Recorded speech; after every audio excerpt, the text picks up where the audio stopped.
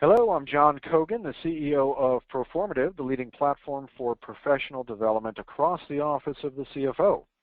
I would like to welcome everyone to today's event entitled Turn Accounts Payable into a Cash and Income Generating Powerhouse.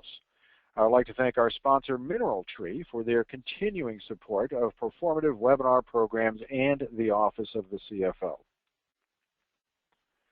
AP does not need to be the weak link in the procure-to-pay process. Taking a holistic approach, you can convert AP into an income-generating center. Today, we will share many ways in which leading AP organizations are achieving this strategic shift by taking advantage of improvements in their fundamental processes and technology. We have a number of learning objectives for today's event, certainly recognizing more about how AP plays in the entire procure-to-pay process, recognizing how AP can be used as an income-generating center, and identifying how to improve your company's AP overall, driving better performance in this key function. We've got a few notes on today's event, so let's run through those quickly. Slides. Slides are available.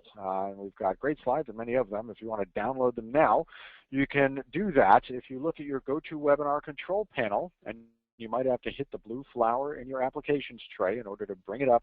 But if you look there at the bottom, you'll see the word handouts. There might be a plus next to handouts. Hit that plus, and there you'll see a PDF of the slides. You can download those right now.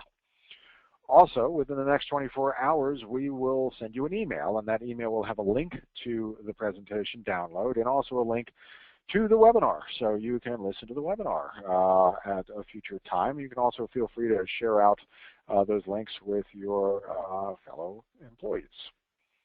We are offering CPE for today's event, so in order to get CPE, you must answer all 3 polling questions and remain online for the duration of our hour. CPE credit is awarded within 24 hours, and you can find it under the My CPE area of your profile on Proformative. Make sure you're logged in, or else, of course, you will not see your profile. If you have any questions about CPE, just email us, cpe@proformative.com. We would like this to be an interactive event. We've set some time aside for Q&A at the end, so please hit us with questions as we go. We've got some genuine, deep subject matter experts on board today, great folks to answer your questions, so keep those questions coming. And I'll again refer you to your GoToWebinar control panel. There's a section there entitled Simply Questions. You can ask your questions at any time, and those will queue up, and then we will ask them to the speakers when we get there. Your questions are anonymous, so no one will see your name. You don't have to worry about that. Finally, at the tail end of the event, we'll present you with a short survey that allows you to do a couple things. Number one, give us feedback. How did we do? What could we do differently, better, etc.? We love all those suggestions, so please let us know. Also, if you find you're interested in connecting directly with one of our speakers or with our sponsor, Mineral Tree, you can do that with a click of a mouse, and then we will make sure those connections happen. So please do stick around for that short survey at the tail end. Thanks in advance. Now, I do want to welcome everyone to Proformative, whether this is your first Proformative event or your 20th or 100th, what have you. Thanks so much for joining us today. Proformative is the leading professional development resource for every member of the Office of the CFO. We've recently launched something that's an on-demand learning platform as opposed to live learning, which we're doing today. Live learning is great. On-demand learning also great, and Proformative Academy has over 270 now finance and accounting courses. We add about one every day. We have CPE for 13 different certification types, and it's just a fantastic, easy-to-use platform. Also, I will make note, we have brand new pricing, $99 for a 1-year unlimited subscription. So if it's not worth $99 to continue your education and have something like this available every day, I don't know what is. So check that out, and we'd love to have you on board Proformative Academy. All right, without further ado, let's get to the reason we are all here, which is to learn about turning AP into an income-generating powerhouse. And the first of the 2 speakers who's going to help us on our way today is Betsy Strasberg, who's Senior Director and Management Consultant with Accretive Solutions. Betsy has held the position of CFO of a private industrial company, corporate controller of a fast-paced internet startup retail company, and as the practice leader of a risk consulting and advisory services organization of a national public accounting company. One of her recent consulting engagements was to manage the dispersed multidisciplinary professional project team to deploy an early payment program for a $14 billion worldwide electronic data storage provider. So if there's someone who knows all about AP and frankly the functions that surround AP, all of which are very helpful, that is Betsy. So Betsy, thanks so much for joining us today. It's a real pleasure to have you on board. Thank you, John, and thank you very much for the very nice introduction. So let's get started here. So the first question is, what is the AP scope? For me, it starts as part of the procure to pay process. So as I mentioned that the AP is part of the procure to pay process. And procure to pay is one of the key cycles in a company. Here is a flow chart that shows all the activities in the front part of the procure to pay process. On the left, you can see that there is a requisition process. In the middle, there is the purchasing process, and onto the right, we have the receiving process. And to the end of all of those processes, we have AP. So AP depends on the inputs from these three critical processes. The quality of these upstream process affects AP processing. And by the way, the M in the chart stands for manual controls. Then within the procure to pay process, the specific activities that the AP group does, where they spend most of their time, is sometimes called the invoice to pay process. And here they conduct many critical activities, from receiving the invoice, entering the invoice, making sure that the invoices are appropriately approved, then generating the payments, mailing out the payments, filing the payments. And that's depicted in this slide called invoice to pay. And in some companies, you can even see a process where the AP person is uploading the check file to their bank website for positive pay. And most of you know that this is a critical fraud prevention technique.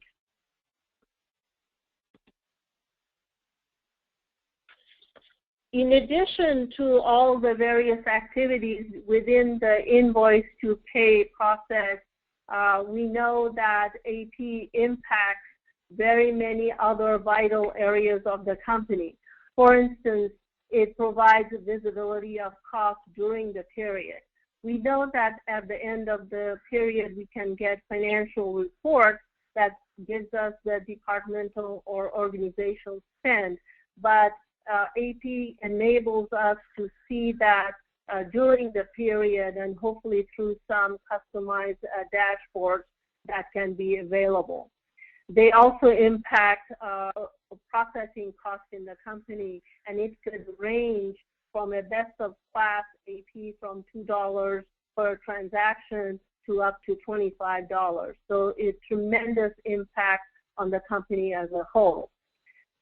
In this day and age, many companies rely on cash-in, which is the AR, for the primary source of their working capital, and AP being the primary outflow of capital, they're providing a useful link in that management of cash.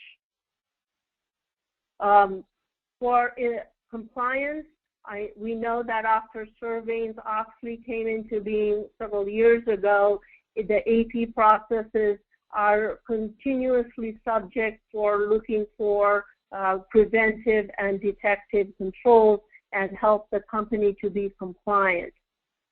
If a company is growing, adding different business units or growing geographically, AP is the place we look to adapt to those changes quickly and scale up to make those changes almost seamless to the organization.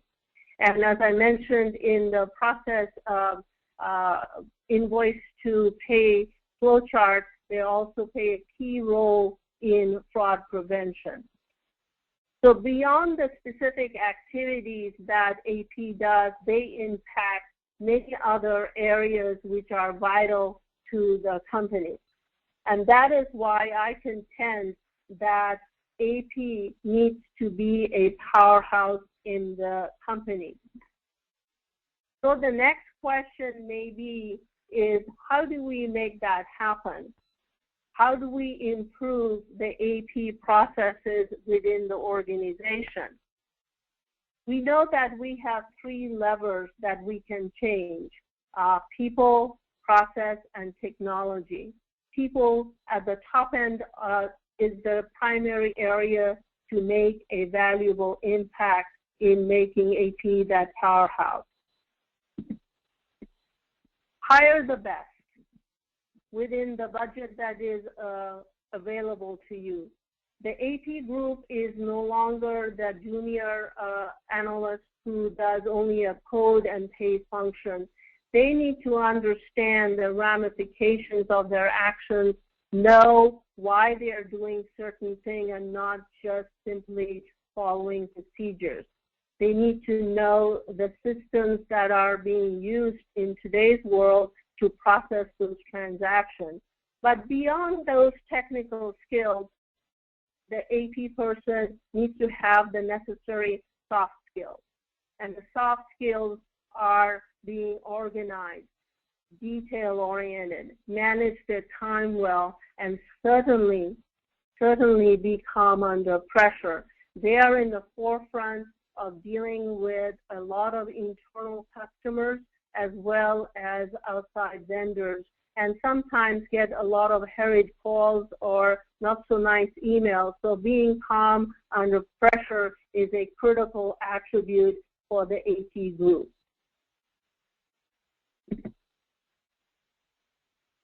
We saw in the procure to pay process that there were many upstream processes that impact the work of AP, purchasing being one, receiving being another. In many small companies where we don't have a formal purchasing function, AP is often in the forefront of working with the outside vendors and also with the upstream processes. So knowing the key people in these upstream processes, who to their contact information, who to go to for problem resolution is critical. In fact, AP can even be the company's eyes and ears to see process gaps in these upstream processes, participate in the resolution of those gaps and in time urgent manner before it becomes an issue. I remember a call from a vendor in a prior position where he wasn't getting paid timely, which was very serious to me because we were doing check runs every week, and it was, for me, it was kind of difficult to understand why they would be late payments. But digging into further into this issue and going and talking to the AP and the accounting group, I found that there was a ton of paper invoices that was outside the system, and they were all problem invoices. So asking why they were problem invoices, we found out that the majority was related to PO issues. There were insufficient funds in the PO to make the payment, or it had the wrong rate or the wrong SKU numbers. And so what the AP department had done is set them aside, and it wasn't even visible to me when I was approving disbursements on a weekly basis. So we rely on AP very heavily to bring these things to the attention of management and get them resolved long before we get a call from the vendor. Reinforcing vendor expectations, they can communicate what they are the forefront, so they can establish the vendor expectations, tell them the frequency of the check runs, the monthly cutoff for AP, what is needed in an invoice, PO number, as well as maybe in some cases the GL code, so it smoothly goes through the process and we can pay the vendors timely and accurately.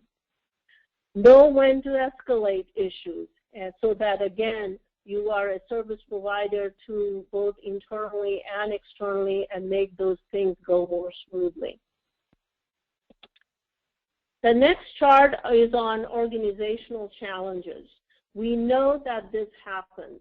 Management overrides, exception processing, rush invoices, or a proliferation of P cards, gas cards, or credit cards.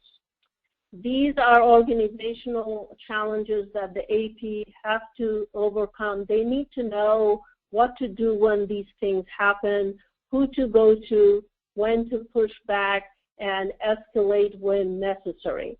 AP must have the maturity to handle this special situation, so we know that we need to hire the best, to have that technical skills, to have those soft skills, as well as the maturity, have the maturity to deal with this special situation.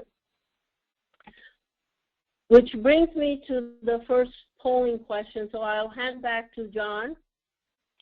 Great, thank you so much. This is the first of 3 polling questions I'm launching right now, so that should show up on your screen in just a moment. There we go. How many invoices do you process each month? So as you can see, this isn't a test question. This helps us learn more about the audience. All polling question answers are anonymous. No one who's on the webinar here will know what your vote is.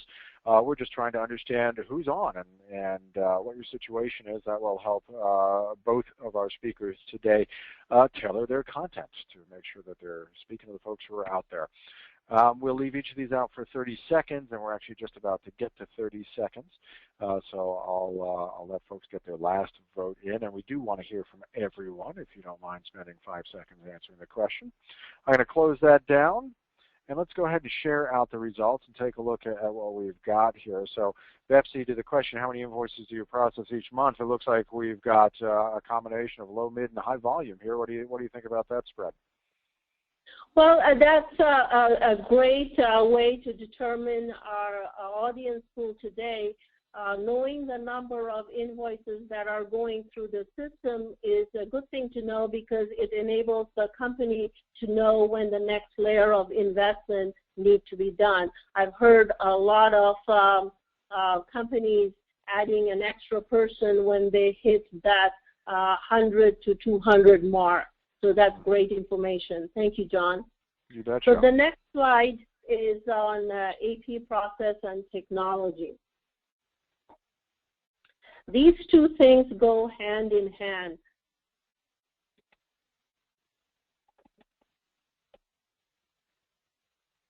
My contention is to do the process streamlining first and then apply the technology. The benefit of doing that is that you only have to do one implementation and not have to redo it afterwards. The biggest drawback is when invoices go to multiple people in the company. And AP spends a lot of time chasing those invoices. The best way is to have the invoices go to AP directly, whether it's through USPS or through email. And if you're sending those invoices to a email address specifically for AP, it's important for the AP department or designated person to monitor that closely. The biggest drawback is when AP does not have that and it asks a vendor to send a duplicate invoice. If you do that too often, the vendor becomes concerned, and the next thing that you know is what they're doing is calling everybody that they know within the company to ask about the status of their payments. And the people that they do business with in the company are in turn calling AP. This creates a lot of work for AP, disrupts their workflow, and so that is a definite no-no. So centralizing the invoices is a critical factor in improving the AP processes. The next thing is entering invoices. Manually, if many companies enter the invoices manually, which especially if a large volume of invoices can be error-prone, and also if there are multiple people entering those invoices, you could have a lack of consistency in the way that they are entered. Probably because they're in a hurry, or it could be also incomplete training.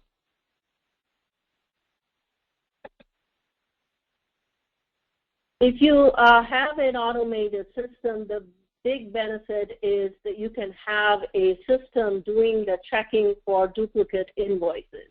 However, this is not foolproof, because when a vendor adds a preceding or a trailing letter to the invoice number, the system will count it as a duplicate invoice.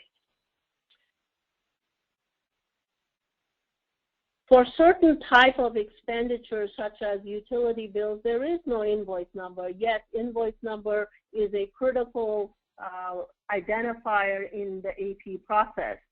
You can have built-in algorithms in the system where you can take, for instance, the account and the agreement number to create an invoice number, which subsequently becomes the trigger for payment.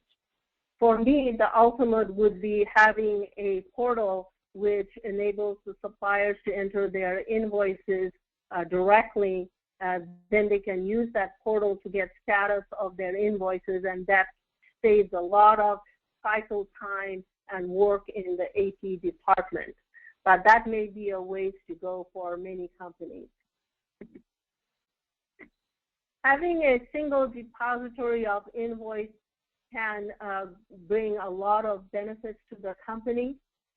For instance, many companies can have visibility to the spend number, which enables them to forecast and manage their cash flow. And as we talked a little bit earlier, it can also provide a self-help tool diverting a lot of the low-value work away from the AP department to the users of that information directly. For the accounting group, it enables the department to look at what are the open POs, where are the POs that doesn't have a matching invoice, and therefore calculate the period then accruals more accurately. You can also avoid period cutoff fraud and recognize the expenses in the correct period, thus improving the internal controls. And if any of you have been subject to an audit, you know for sure that trying to find paper invoices in cabinets is far more difficult and time-consuming than if you have them in a system and you can simply do a report and answer very quickly to that audit request.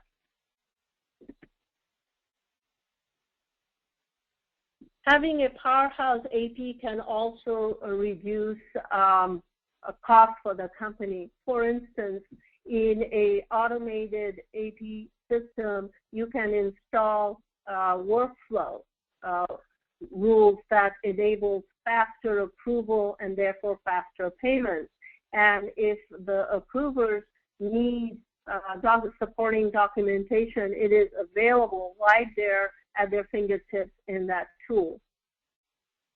In a prior company where we had large volume of invoices, we often had negative assurance, which is when the invoice was within allowable variances, whether it's a dollar or a percentage, the AP department would simply send a email to the requester saying, if I don't hear from you, I will pay. And that's a negative assurance, and that works really well in high volume shops. You can also have built-in alerts for taking advantage of available discounts or to avoid penalties. And then certainly a system enables you to take advantage of discounting, whether it is a static discounting or dynamic discounting. And dynamic discounting is simply if you have 210 and F30, if you pay within 5 days, you have a different level of discount than if you paid at 7 days or even at 10 days. So it's another tool to encourage early payments for your suppliers. The next two slides are on internal controls. Internal controls is a very important factor. It reaches the highest office in a company, whether it's the CFO or the audit committee, etc. And what is possible in a automated AP process is that you can have separation of duties, segregation of not sure what happens. The vendor person who is setting up the vendor is not the person processing the invoice or the payment. You can set up predetermined valid GL codes for a specific type of expenditures. Signature authority is very easily implemented in an automated system. And I spoke earlier about how an automated application control can enable you to check for duplicate invoices or even match invoices with your PO or receiving notices.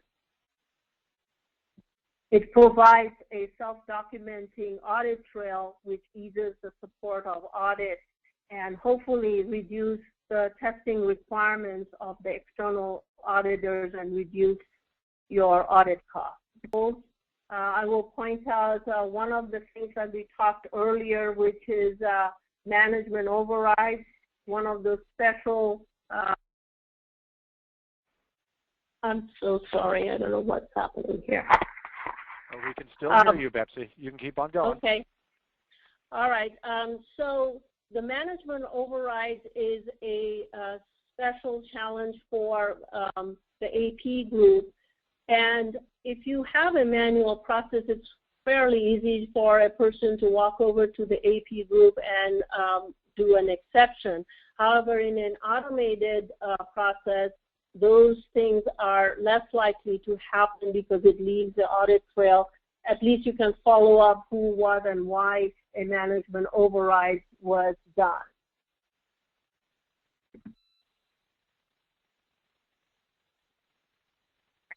So the next question may be, how do we know that we are successful in the AP department, that we are effective and we are efficient? How do we measure the success of the AP group? And that it is providing the critical function and supporting the organization needs. Here are some examples of some matrices: cost per transaction, AP cycle time, discounts earned or late payments avoided, and we talked a little bit about compliance. In many situations where there is a line of credit, the banks or the lending institutions are getting really sophisticated, and they use any credit that is in your AP, particularly for a customer who's also a supplier. For example, Kaiser is an example for many companies where they are both a customer and a supplier. So resolving credit quickly can be very beneficial to the company, because otherwise, if it's sitting there, it would offset the eligible AR rate. Which brings me to the next polling question, so I'll hand over to John again. You bet. Here we go. Polling question number 2. should be hitting your screen now. Are you using metrics to measure the success of the AP process at your company there? So let's go ahead and have folks weigh in on this. We'll leave this open for 30 seconds as we did last time, so please go ahead and get your answer in there, and then we'll ask Betsy what she thinks about the results. I'll remind folks you can ask questions at any time, and they'll queue up for our Q&A, and we actually have a handful of questions already in, so thanks for those. And we just encourage any other questions because we'd love to hear from you. All right, I'm going to go ahead and close this out, and as we did before, let's share the results. So, Betsy, we've got a little more variance this time. What do you think about what we see here? This is a growing area, so this result doesn't surprise me that maybe a lot of companies are not collecting this.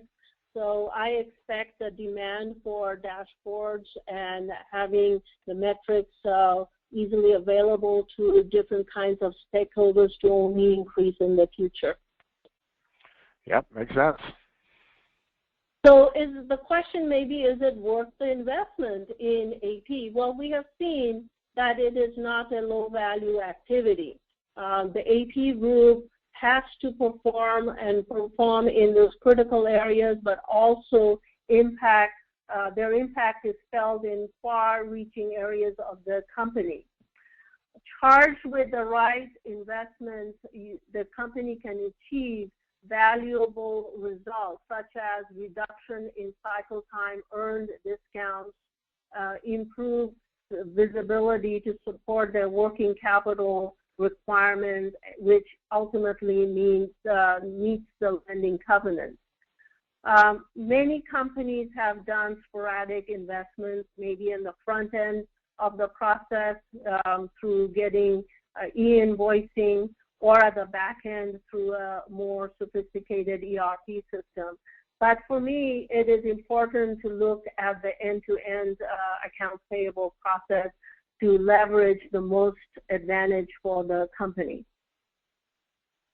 We know that we can get immediate results by investing in this area. A best-of-class AP department can do $2 per invoice processing. That range can go from $2 to about $25. But if for the moment we assume that it costs about $6 on average per invoice, that can translate to a $40,000 savings for a company doing 10,000 invoices annually. That, I'm sure everybody will agree, is a competitive advantage. The other area, and we touched upon this several times during the presentation, the AP is the largest consumer of cash besides payroll. So having that visibility enables the company to forecast their requirements adequately and on time. We talked about AP/AR offsets in calculating the availability to borrow in lines of credit, and also taking discounts routinely. It is a direct result in improving income for the company, and yet we know a majority of the companies are not taking advantage of discounts. It can be a strategic asset. By displaying the metrics in those dashboards, you can easily convince the internal customer of the service levels that are being performed. They are in the forefront, so they can improve vendor relationships very, very quickly for your company. The scalability factor, when a company is growing quickly or adding new product lines or services, the scalability of AP is important. And finally, being able to be compliant in SOX or prevent fraud. These factors all add to AP being a strategic asset for the company. So if you should ask, should AP be a powerhouse in your company, or can AP be a powerhouse in your company? The answer to that question is a solid yes. So if you are trying to figure out, well, how do I get started? The first thing that you need is a business case. And you may have a lot of the internal and external information about your vendors and the requirements from your internal customers already within the company.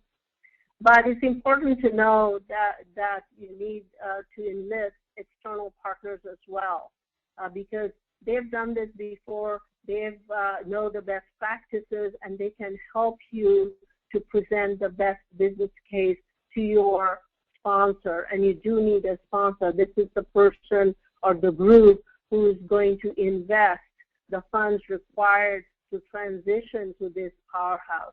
And lastly, you need to enlist the right team. The team should contain the people who are going to be the user of the services of AP, who work in AP, your supporters as well as your distractors, because you want to get a lot of the information up front and not avoid any surprises during the transition or post-implementation.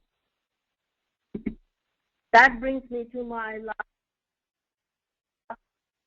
I will turn it over to John. Great, thank you very much. That was really informative and a great view, so we greatly appreciate that. Next up, we're actually going to take a look at some AP automation. So for those wondering, well, what does this look like, how does it work, etc., we're actually going to take a peek at it, and the person whose screen is being shared right now, as we can see, is Andrew Waters, who's a product manager with Mineral Tree. Andrew began his career at Mineral Tree as marketing operations manager and quickly moved to product management. Andrew has played an integral role in developing integrations with accounting package partners, as well as managing the roadmap to follow the overall product vision. Currently, Andrew manages clients to ensure smooth onboarding. Andrew, well, we just spoke a lot about the benefits of really getting your arms around AP. It's not just automation per se, it's reporting, visibility, etc. And thanks so much for joining us to show us a little bit more about what this actually looks like and how it works in practice. Thank you very much for the introduction, John. I'm going to go ahead and provide a brief demo of our solution and our take on automating the AP process. We'll take a look at how we enable organizations to upgrade their process, reduce processing costs on those invoices, while still maintaining the security that they need for compliance and fraud prevention reasons. At Mineral Tree, we tend to think of the AP process generally as encompassing 4 stages. There's invoice capture, where invoices are being received by a company. The data needs to be extracted. It needs to be entered into your ERP or recording system. Then there's usually an invoice approval, our review process, things getting routed out to department heads or managers. And as Betsy said, this is where a lot of legwork can come in, a lot of delays, a lot of confusion, especially if you have a flurry of paper moving about your office. And then on the payment side, which in Mineral Tree is segregated from the front end, you again have the need to review payments, review invoices, and then someone like the CFO or controller will have the authority to sign off on checks or other release electronic payments. So I'm going to start us off in what we call the accounting manager application in Mineral Tree. And this is where those first 2 stages occur, the invoice capture, coding, and routing for approval. So I'll start by logging in here and bringing us to the dashboard. There's just a couple things I'd like to point out here. The first step in the top right, I can see this NetSuite icon and the fact that I'm connected. This demo company is currently syncing with NetSuite, one of our supported ERPs. We also work with Intact, QuickBooks, and Microsoft Dynamics GP.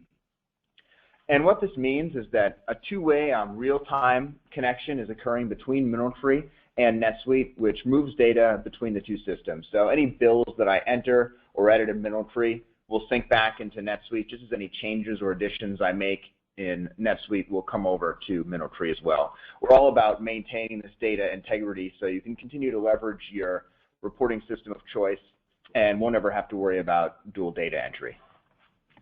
Up here in the top left, I have a view into my cache. I can see my general ledger cache, which syncs over continuously from my accounting package.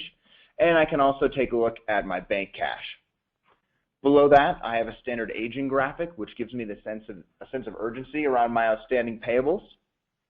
I can drill down under any of these sections to review the relevant invoices, or I can just jump over to the invoices screen and take a look at everything that requires my attention. This is where the accounting manager will spend most of his or her time. They can review the invoices. In line here, I have some critical stats such as the name, the amount. I can see if there's a document associated with this. I can take a look at the invoice number. And again, these could have originated within NetSuite. They would sync over automatically, but more than likely, folks will be taking advantage of our automated invoice capture functionality. And the way this works, it all starts with an original invoice image, whether that's being emailed into the system by a vendor or our customer, or of course it can be scanned and uploaded directly to MineralTree. Either way, we'll take that invoice and be able to extract the relevant information. So if I open up this example here, I can see an Instar invoice where we've been able to take the vendor name, invoice number, dates, amounts, right from the original invoice. Scrolling down, I can see that we've extracted information from both the header and line level. So I have two line items here corresponding to the two on the original invoice.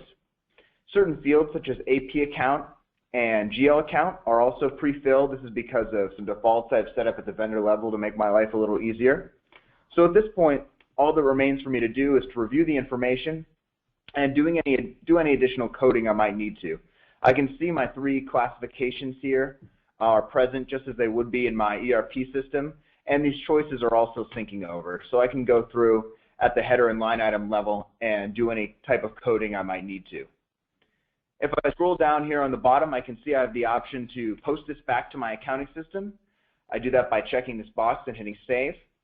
But if I want, before I've posted this back, while it still exists as a draft in MineralTree, I can go ahead and route this for invoice approval, usually a department or managerial-based task. So I can enter the name of an invoice approver in here and hit save, and this will send off a request to this person who will be able to review the invoice and its information via email or by logging into a secure portal, and they can approve or reject this invoice. We can automate this a little further by setting up some defaults at the vendor level.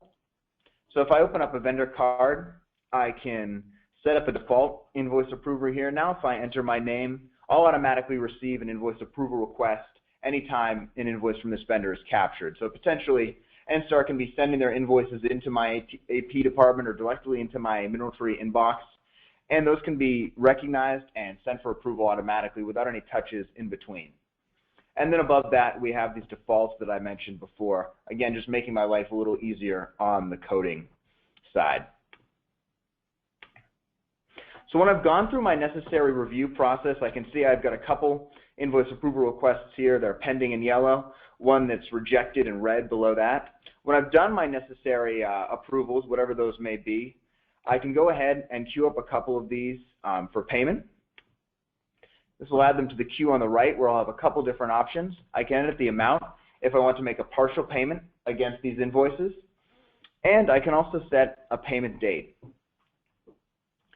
I can come in here and decide if I want this bill to go out today. That's great. I can leave it as not set and have it go out as soon as possible. I can also schedule it to go out sometime in the future, and this calendar will show me both due dates and early pay discount dates, so I can be sure to hit those.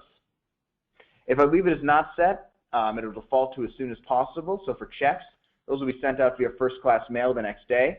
For ACH or other electronic payments, such as virtual card, those will go out the same evening for processing. So I'll go ahead and submit these two payments, and we're going to turn over now to the payment authorizer, a different user, usually someone like a controller or a CFO who has the authority to sign checks in a more traditional setup. And I can go in, review the payment information, and give my okay before things go out the door. This segregation of duties is, of course, very important when it comes to ensuring that no fraud occurs and all payments are reviewed before they go through the system. After I put in my credentials, I'm going to trigger an additional security feature of ours.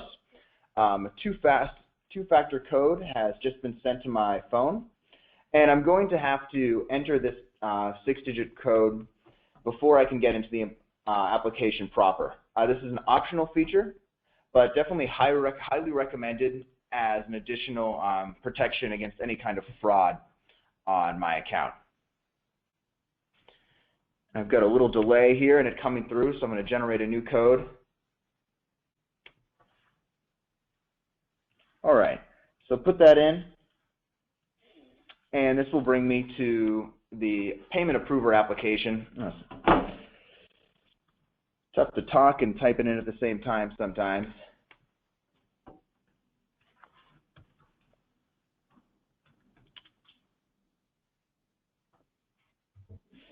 All right, great. So once I get into the application, I'll see a similar layout.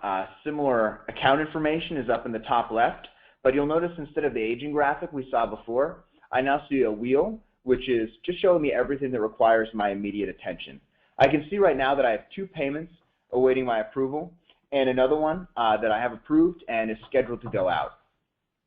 So I'll drill down under these 2 awaiting my approval. These are the 2 that we just submitted as the accounting manager user.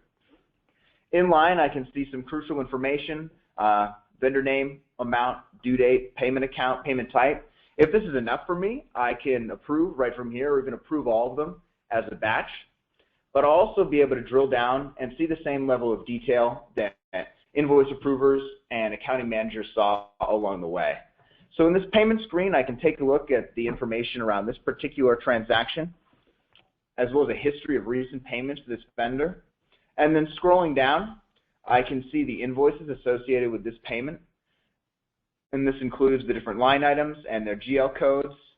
It'll include the invoice approval status. I'll be able to see whether it was approved and by whom. And I can even bring up the original document if I want to compare this before I make my decision on this payment. If everything looks all right, I can go ahead and approve this payment. If there's some kind of issue, I can reject it.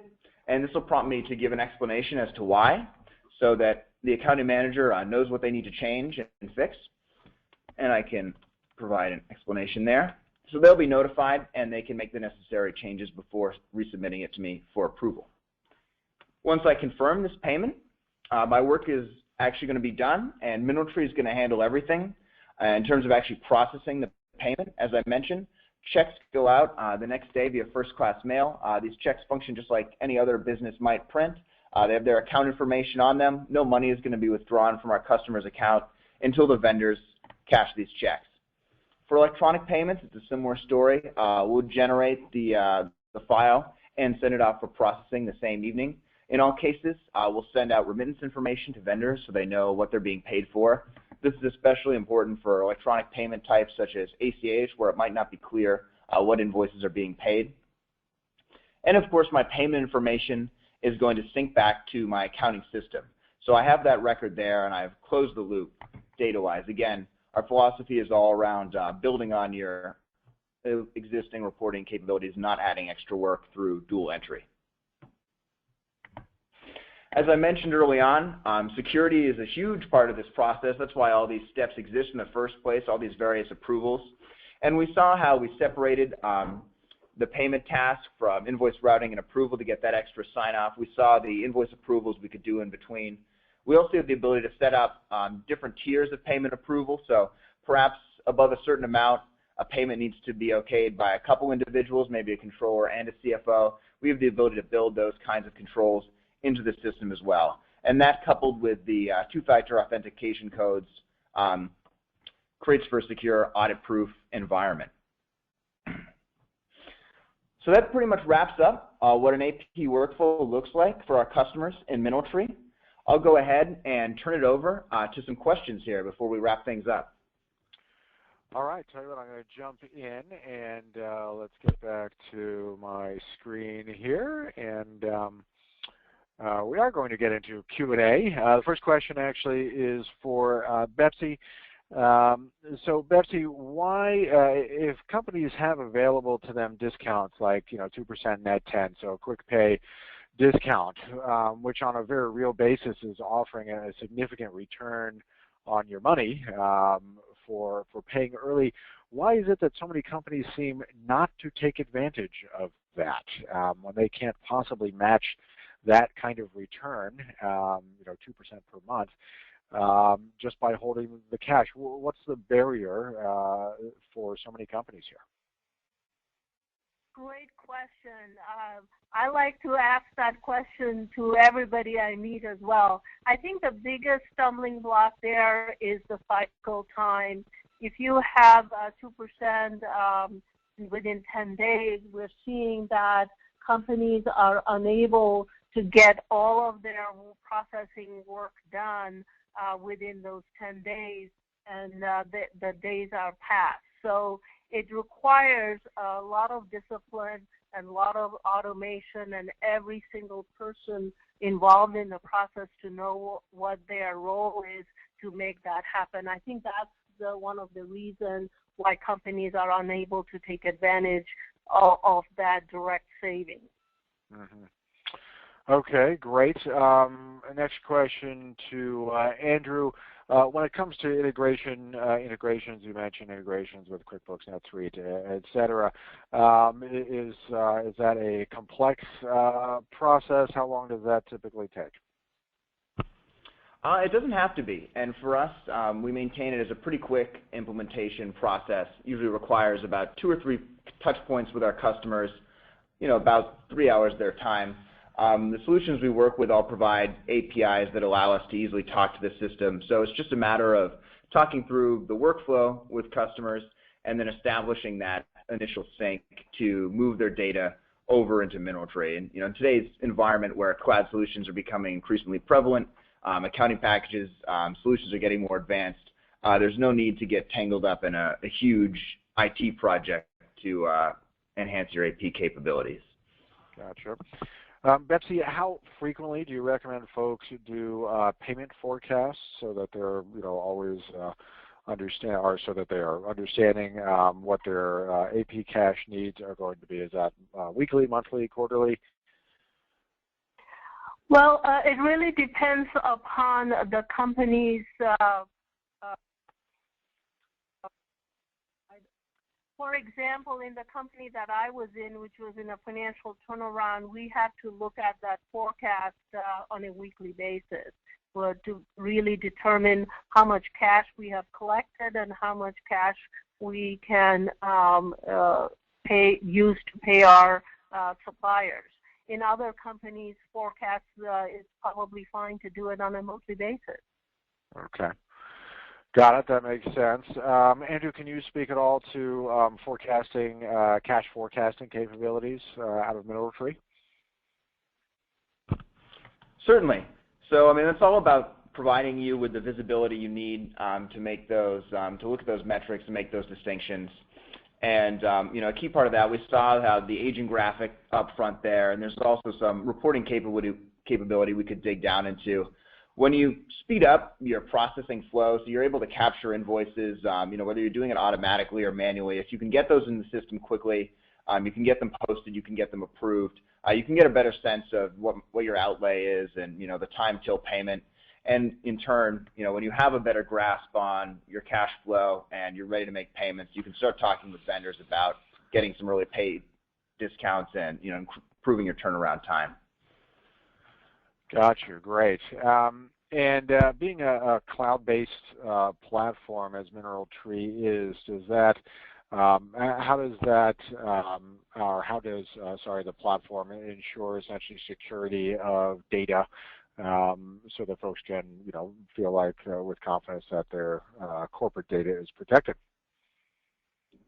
Certainly, yeah. So at every step of the way, we maintain our customers' data in a secure environment. So whether we're accessing an on-premise solution such as a Dynamics GP or a QuickBooks Desktop, or a cloud-based solution, either way, when we're speaking to your accounting system and transferring data, we're doing that over a secure protocol to ensure that can't be intercepted there. And then everything is stored in our database in an encrypted format. So there's no way that someone could get in, view any of your data.